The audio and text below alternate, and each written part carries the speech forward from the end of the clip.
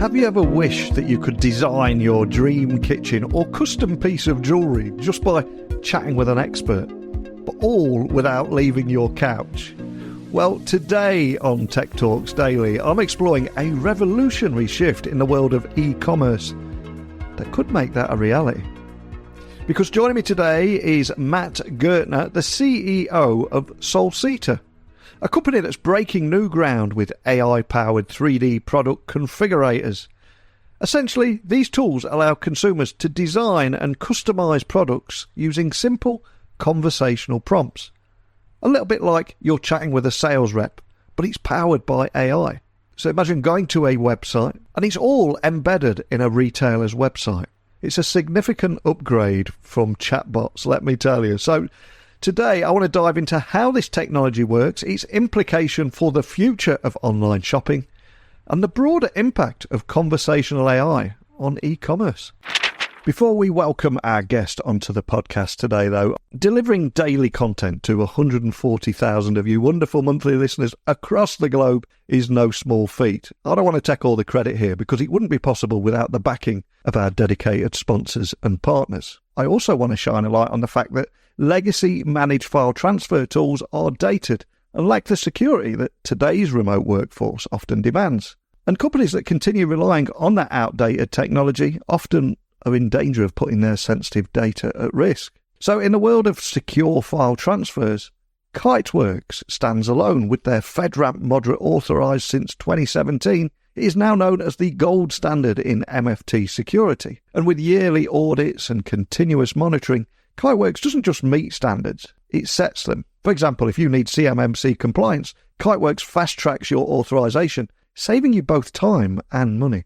You can step into the future of secure managed file transfer with Kiteworks today by visiting kiteworks.com to get started. That's kiteworks.com to get started today. But now it's time to dive into today's fascinating conversation with my guest. So buckle up and hold on tight, because no matter where you're listening in the world, it's time for me to beam your ears all the way to Prague, where Matt is waiting to join us today. So a massive warm welcome to the show, Matt. Can you tell everyone listening a little about who you are and what you do? Sure, yeah. So believe it or not, I'm actually British. I was born in London to English parents, but moved to the States when I was a small child. So I tend not to tell people that I'm British because they just laugh at me, as you might understand yourself. People find it very hard to accept that I'm English since I don't really sound or act English at all.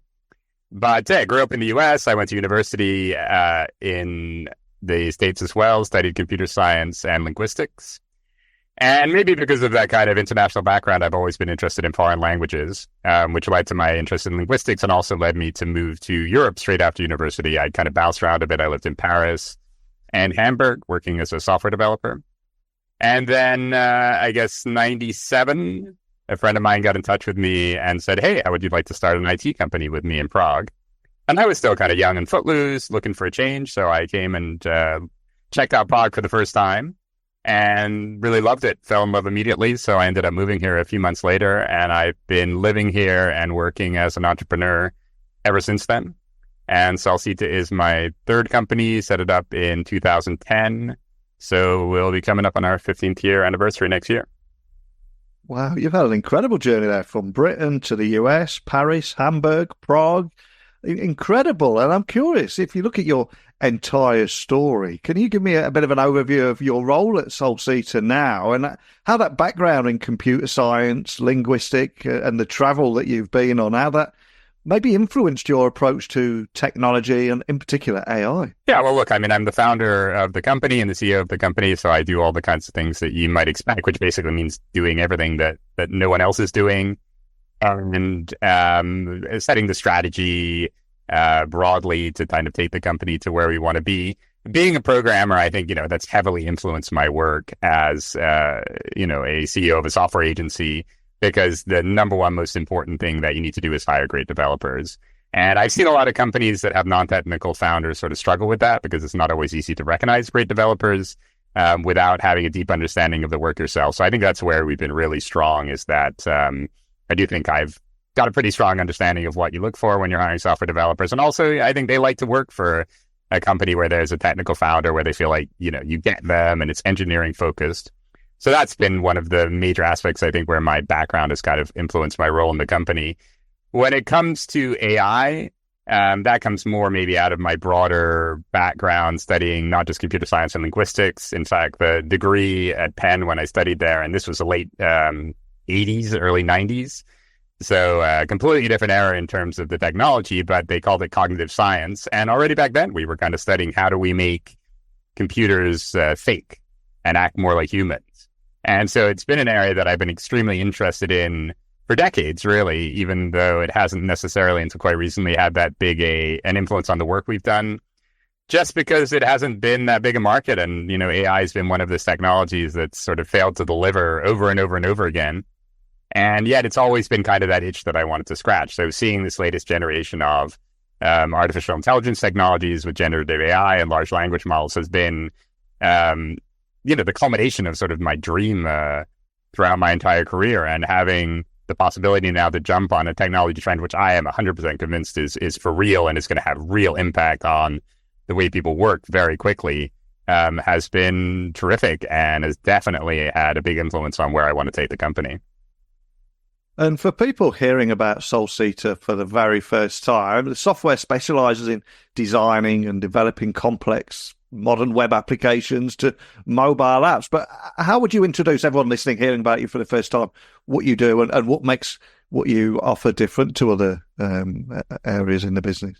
Right. What you say is quite right. I mean, historically, the company has been very much a software agency. So we do software development for clients internationally mostly. So most of our clients are either in North America or in Western Europe, and include some big names like eBay, who's still one of our biggest clients.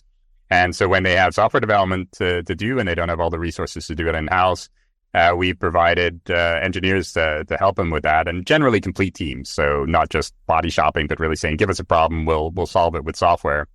And our thing has been just what I said earlier. I think we've always been very, very strong in hiring. So where for many companies it's difficult to even recognize what a great developer is, we have been able to provide them with very high quality teams. So to kind of not force them to do all that difficult recruitment themselves, give them a lot more flexibility over the team and resources that are available to them. That said, we are actively pivoting right now. And this pivot started a few years ago when we decided to start to develop a product for developing 3D product configurators. And that just came out of an interest in mine in e-commerce, a desire to specialize, and some projects that we'd worked on in the past. So our product is a platform that makes it easy for brands that are selling to consumers directly, D2C as we call it, and have configurable products to provide some kind of interface to those customers so that they can design what they want. So let's take an example of a client of ours who sells kitchen ranges, high-end French kitchen ranges that are extremely customizable. You can say exactly how big you want it to be, what color you want it to be, do you want gas burners, induction burners, an integrated wine fridge, you name it. It's really infinitely flexible in what you can configure, but they didn't have any real ability to sell that online because, how could the customer specify what they wanted? They'd have to, get in an email conversation, have someone draft it for them, and it was a very slow, kind of inefficient process. So we developed, using our platform, a configurator for them that you see the product in 3D, you configure it, you add stuff, you remove stuff, you change stuff, and in real time, you see exactly what that's going to look like. It's 3D, so you can spin it around, you can view it in AR. And so that's a real game changer for those kind of companies that sell configurable products direct to consumer, which is a big growing segment of the market thanks to things like 3D printing. So yeah, that's been our major focus over the last few years, and there's an AI angle. I don't know if you want me to get into that right away, but I think that's probably the most interesting and intriguing part of the work we're doing right now. Yeah, and that's what put you on my radar, that 3D product configurator with conversational UI. But if we take a look under the hood, I mean, this will set you up perfectly for the AI angle here, but can you tell me more about the technology, how it all works, and what makes it unique compared to the more traditional configurators that are out there? Mm-hmm, of course. Yeah, I think part of it is just the evolution of web technologies, which is something that I've been observing as a CEO of a web agency. It's been really interesting to watch just web technologies evolve and grow up over the past, really, since the web. I've been working with these technologies for basically 30 years now. And at the beginning, they were very limited, and there were lots of proprietary technologies that would crop up to fill in gaps. But over recent years, it's been amazing to see how much you can do with standard web technologies. And part of that is 3D, among other things. So a lot of what we've done is just to take the newer standard web technologies and build something so you don't have to have kind of like a plugin running in your browser to view something in 3D. It just all works natively. It works on mobile. And so a lot of what we do is just good software development with good UX and standard technologies that allow you to do a hell of a lot, just out of the box. But what sets us apart is this conversational UI angle that you hinted at. So the story behind that is, having deployed a few of these configurators, I would say the number one thing that I heard from our clients is, besides, wow, what a great configurator you built us, of course, was, this is kind of hard for people, and it's not that our configurators, I don't think, are any more complex or more difficult than any others. But when you look at the kinds of things that people are typically asked to do on an eShop, they are really not that complicated and they're not that technical by design. So, you look at a bunch of pictures, you click on one, you read about the product, you click add to cart, you click pay, you put in your credit card, whatever, right? Like it's something that everybody is familiar with at this point, even people who are maybe older or less technical, or maybe have some kind of disability. Everybody can use those technologies. And then suddenly you come out them with something that's almost closer to a video game, right? Like it's all 3D and there's tons of options, and those options can be pretty technical. So if you go back to that example, that kitchen range, how many people are actually able to recite the differences between gas and induction and what the trade-offs are? And there's a host of options in that product that are even more technical than that, and not everybody is a kitchen designer. So as a result, people start configuring. And in many cases, they get to a certain point in the configuration process, and then they're just like, I feel stuck. I need help. And if that help is not forthcoming, then I'm just going to give up. And, I'm either going to pick up the phone and call the company in the best case, so at least I don't lose the sale, or maybe I'm just going to take my business elsewhere. So I was already noodling over that problem sort of 2022, and suddenly ChatGPT appeared. And for me, it was a complete revelation. Even someone who studied cognitive science, who's been following the space, I did not see that coming. And I actually thought it was a hoax the first time I saw it. Like, I literally thought there's like a team of people somewhere in a boiler room who were quickly typing answers to all the questions. It took a little while for me to convince myself, okay, this is real. And once I was convinced it's real, I immediately recognized, wow, this has huge implications for our product and what we're doing. Because what people need is exactly that. They need kind of that voice over their shoulder who's going to be there to help them when they need help. So if I'm configuring a complex product and I don't really understand what the options are, I can ask. If I need advice, I'm like, one of the problems with configuring something in an area, usually it's like the first and last time you do it, right? So you don't know, am I missing something really big? Maybe there's some super cool option I could choose, but I just don't even know it exists. But if there's no one there to advise me, then I'm not able to gain the confidence that I need to confidently make that purchase. So the AI can fill in the gaps with that as well. So what we've essentially done is to add that kind of conversational interface to the configurator. So you have the traditional interface, which is great for, if you want to drag something 10 centimeters to the right, there's no better way than just point your mouse at it and drag away. But if you want to ask questions or get advice or get guided through the process in some way, then that's where the traditional interfaces kind of fall down. And that's where the conversational side can jump in and help you out in a way similar to what a human designer or a salesperson would do in the bricks and mortar world. And as time goes on, there is this increasing belief that conversational AI is destined to almost reshape e-commerce and so many other industries as well. But I'm curious, how do you see this technology transforming things like the online shopping experience, not just for retailers, but for consumers too?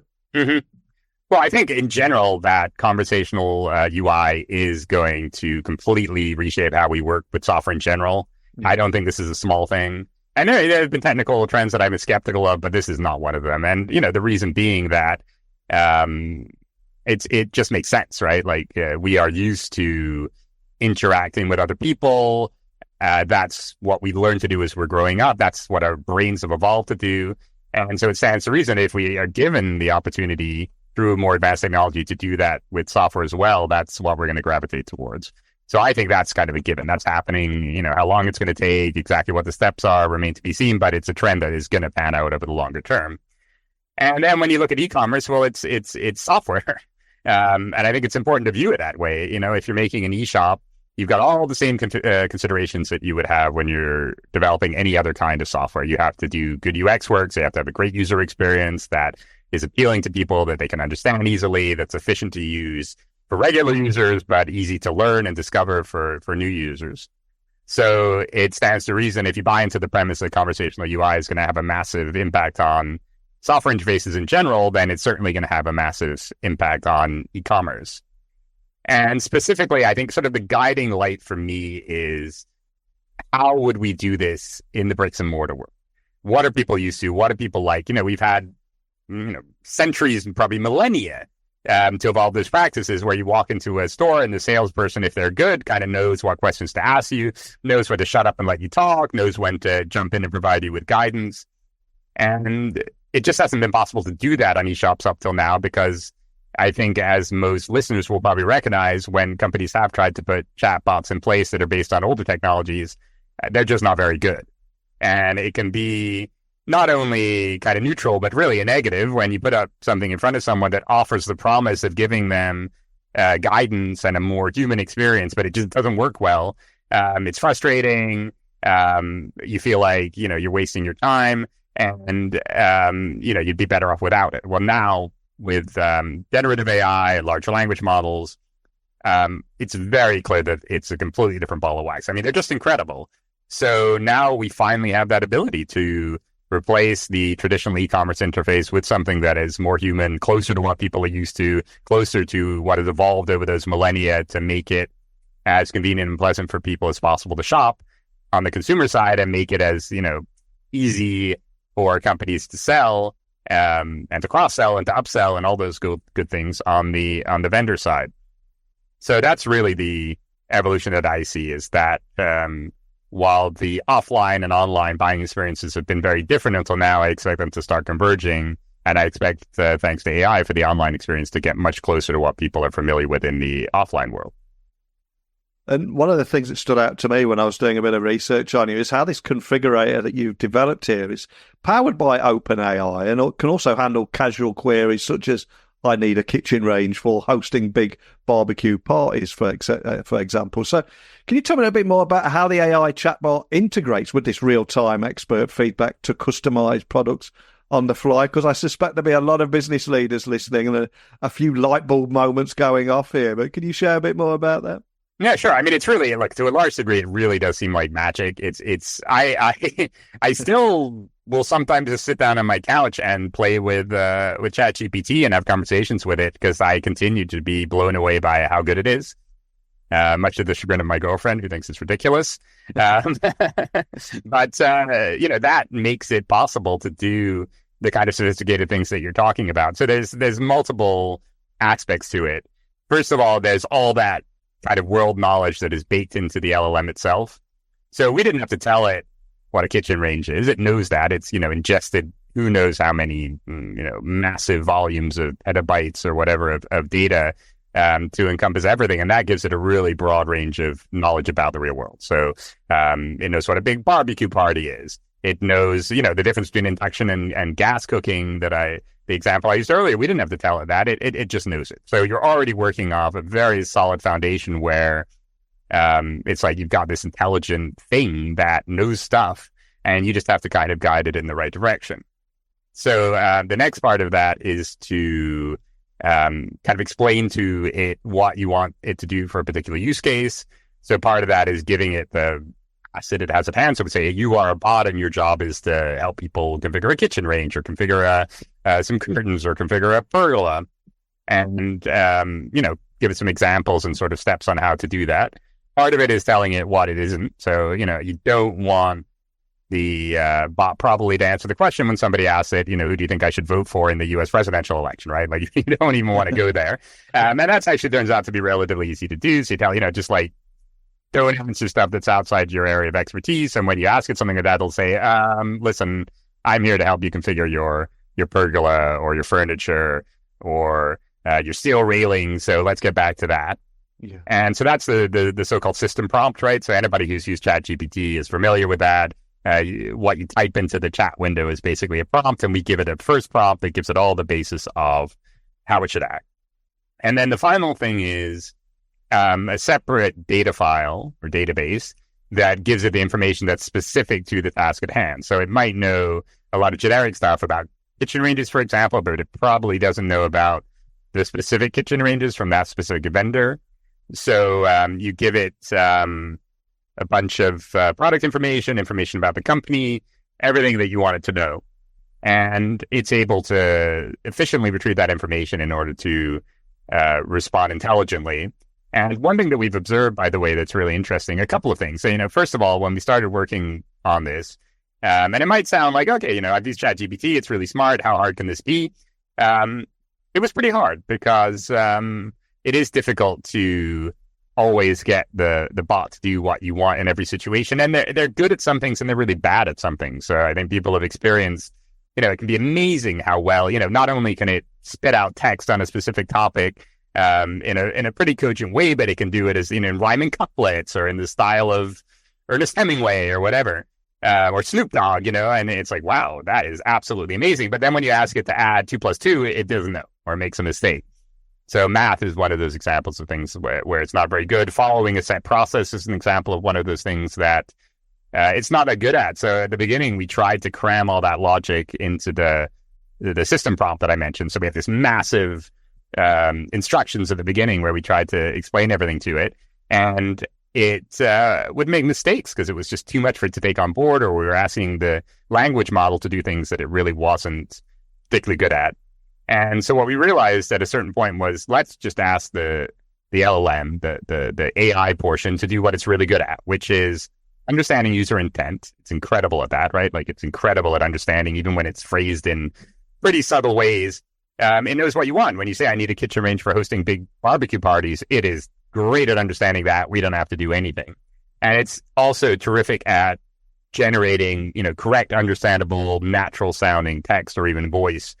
So you want the AI doing that, but you probably don't want it doing, for example, figuring out how wide your kitchen range is and whether it exceeds the allowed width. They aren't good at that. So we started offloading a lot of that logic into more traditional code and just having the AI call that code when it needed it. And that was a huge breakthrough for us because it suddenly got the system prompt down to a manageable size, allowed the AI to do what it's good at, and then it gives us absolute flexibility to do things in a deterministic way that needs to be deterministic, right? Like, if the price exceeds your limit, it exceeds your limit. There's no fuzziness to that. So that's probably something you want to check just using traditional software code. And finally, another interesting thing that we notice is that, and people ask me regularly, well, how do you stop the bot from hallucinating? Yeah, because we all know that's a problem with the current generation of large language models. And what we found really is that it tries to give you the best answer it can based on the information it has. And if it has information, it typically will give you a great answer that's true and accurate. But if it doesn't have the information, it's a great at making stuff up. And that's where the hallucinations come in. So the important thing is to give it all the vital information that it needs in order to give accurate answers. So we've been very careful with the various configurators we built to put in comprehensive information about the company and the products, and then it spits it out accurately. So it's a combination of all those learnings, I think, that has led to the really quite impressive result that we've landed on now. You made so many great points there about keeping it from going off script, going political. Nobody wants their brand to be in the headlines for going rogue there, and also the hallucination thing as well. And I also read that high-end retailers are actually already using your configurator. This is not something for the future. It's out there being used right now. And I'm not sure if you can name any names, but what kind of feedback have you received from these early adopters, and how is it ultimately impacting their sales and customer satisfaction? Because it's incredibly exciting tech, but I think for most business leaders, it's what is this doing for us? What problems is it solving? How is it generating business value and all those other metrics that they may be following? So what are the early adopters saying about this? Mm-hmm. Yeah, well, I mean, just to use the example of that kitchen range manufacturer that I've been talking about, which is called Atelier Paris Haute Design. They're a US-based company, despite the Frenchy-sounding name. And they were the first customer for us to integrate this new conversational UI into the configurator. So it's kind of further along, and therefore we've had the most kind of runway to observe how people react to it. It is still pretty early days.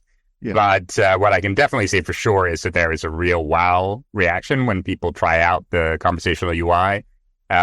even though we may be just bathing in this technology and we're used to it, and I use ChatGPT every day, it's become an essential tool for me, but some people don't, and I think they are still pretty amazed when they see what it's capable of doing. So on the one hand, yeah, when you show them that you can say to it, will my kitchen smell when I'm cooking? And it'll immediately say, well, why don't you add a hood? Like without even missing a beat, it understands exactly what you're getting at. It has a very targeted and helpful suggestion to give to you.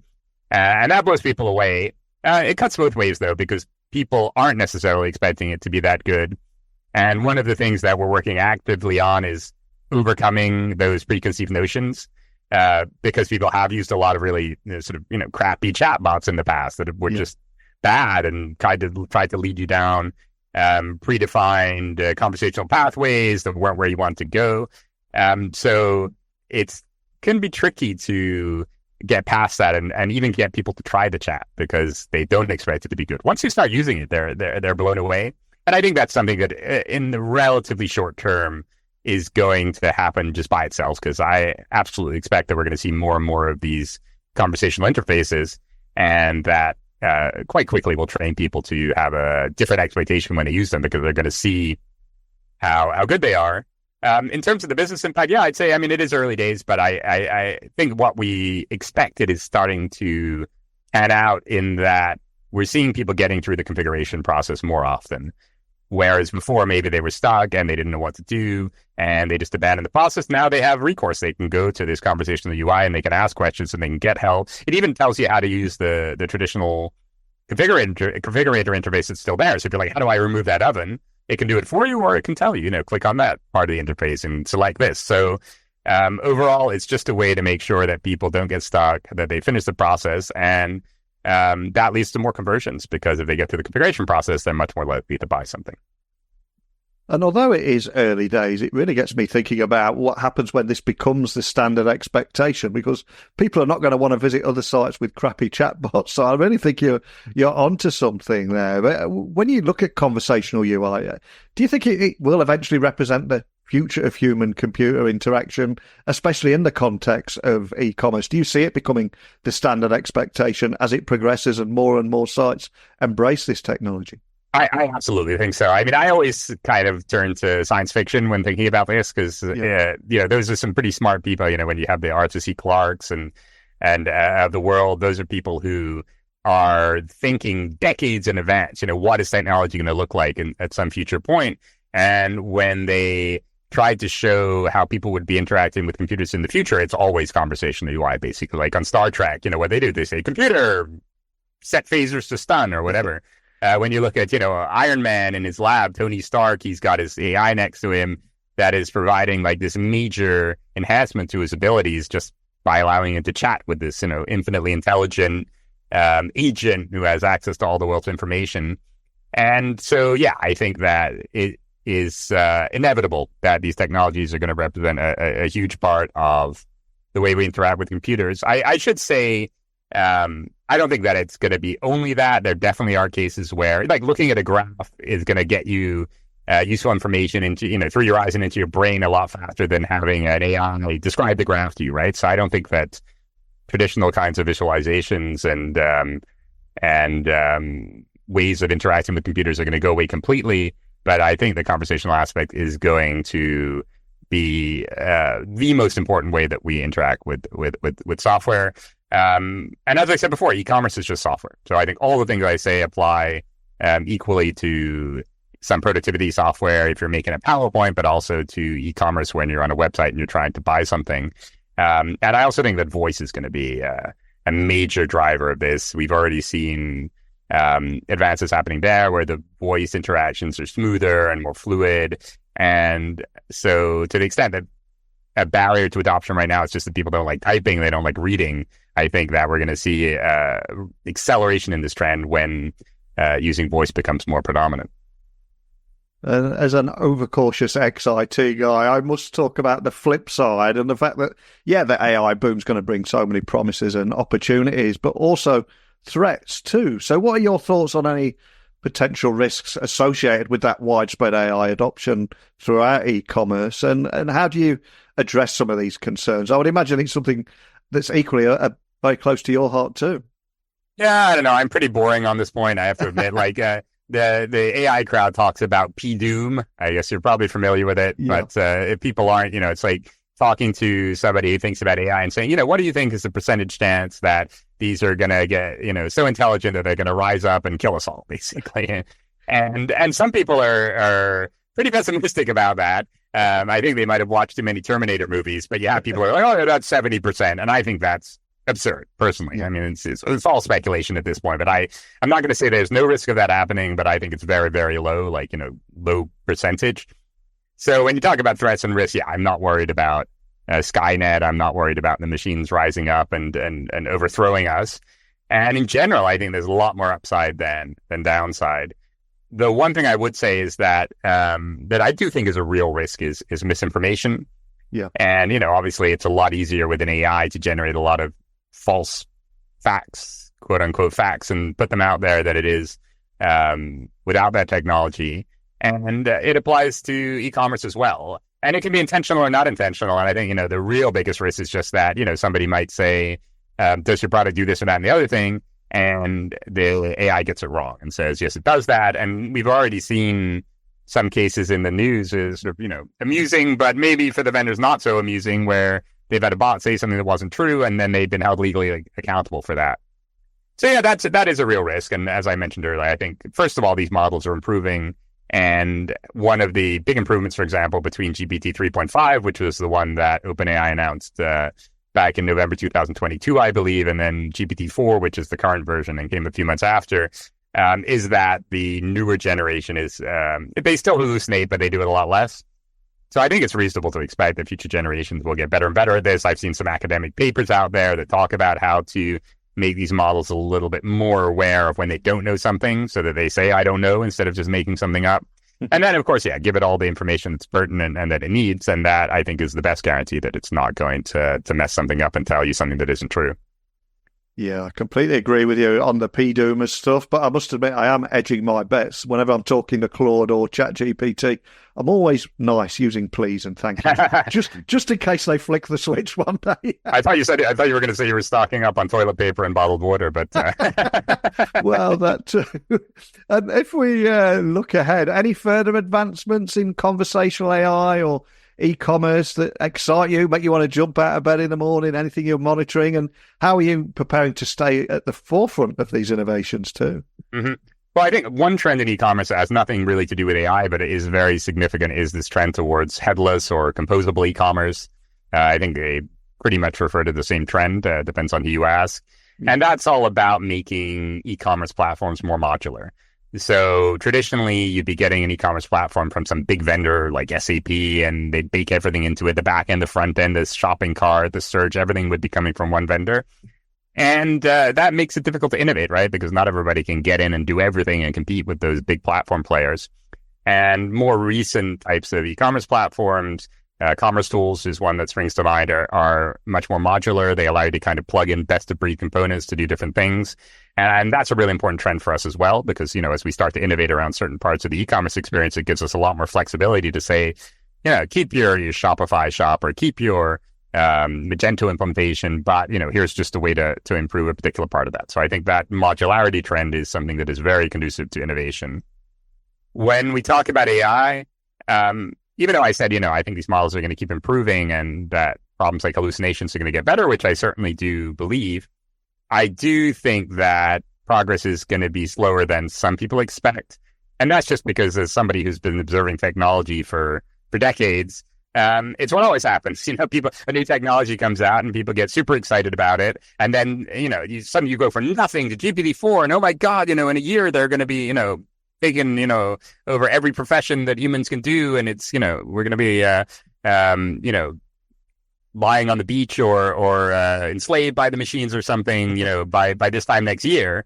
And I think that's nonsense. The short-term progress tends to be slower than we expect, even when the long-term progress is maybe far beyond what we can possibly imagine.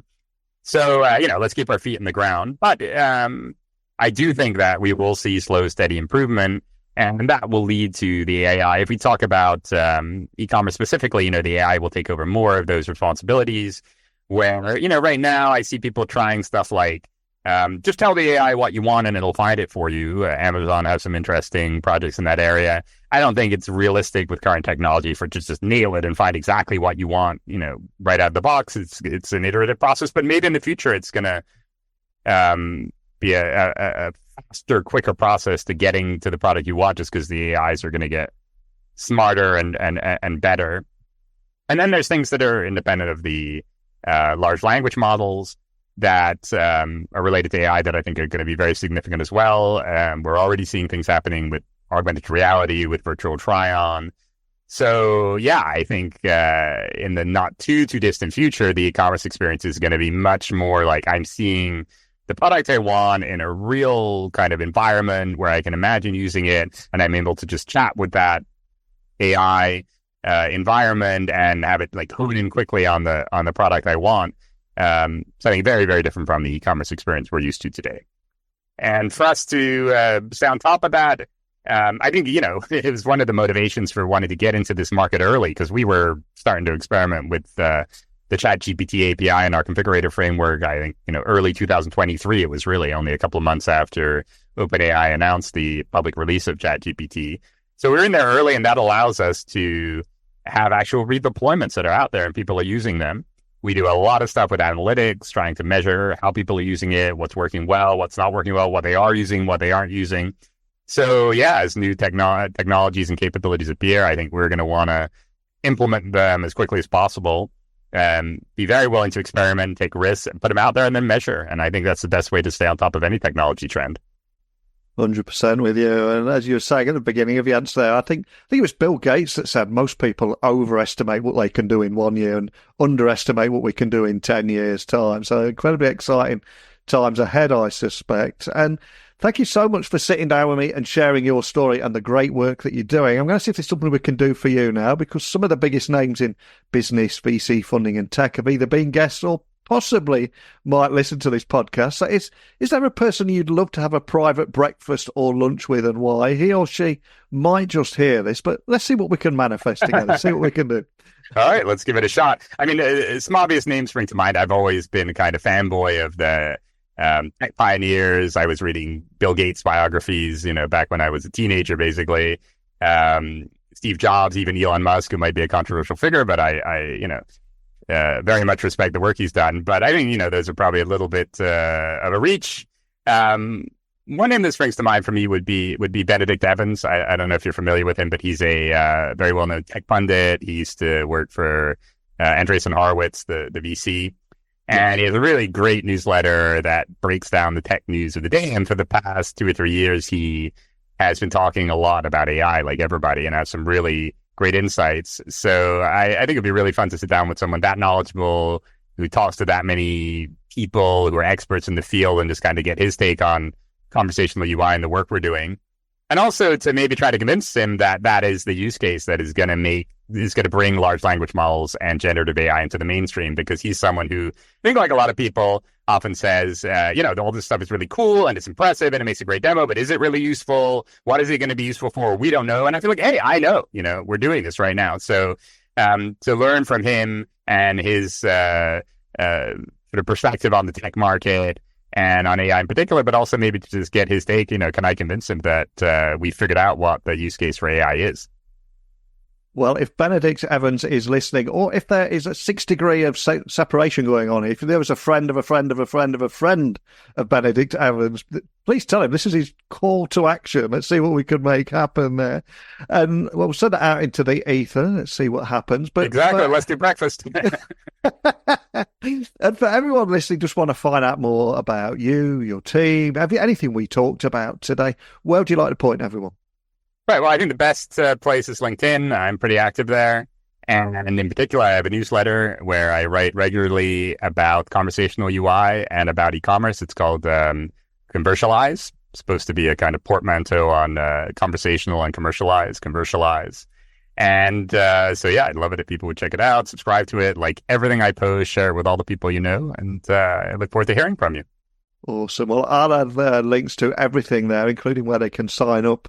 And I just love chatting with you today about this first 3D product configurator that's equipped with a highly trained AI chatbot doesn't go rogue, and how it's just simply embedded directly into a retailer's website and ultimately helping shoppers design those dream custom products, from kitchen ranges and season holiday decor, all through these ChatGPT style prompts. I think it's so important what you're doing here, and I think it's showing real business value. So on the blog post that I associate with this podcast, I'm going to put a link to the video, a video of the demo. So I'll add that in just to help people visualize it. So go check that out. But more than anything, Matt, just thank you for bringing this topic to life today. Thank you, Neil. It was a real pleasure to speak to you. Wow. Listening to Matt there, I think the potential of conversational AI to transform e-commerce is immense. From simplifying complex configurations to creating personalised shopping experiences that mimic the best aspects of in-store interactions. And yet, as with any new technology, there are challenges to overcome and questions to address. So over to you listening. You've heard from me, you've heard from Matt today. A quick question for you now. Will conversational AI reshape the future of e-commerce? Or are we still just scratching the surface of what's possible? Love to hear your thoughts on this. Especially who you think will benefit most from this technology too, and if there are, and any potential roadblocks that you foresee. Whatever it is, email me, techblogwriter@outlook.com, Twitter, LinkedIn, Instagram, @NeilC.Hughes. But that's it for today. So a big thank you for listening as always. And until next time, don't be a stranger.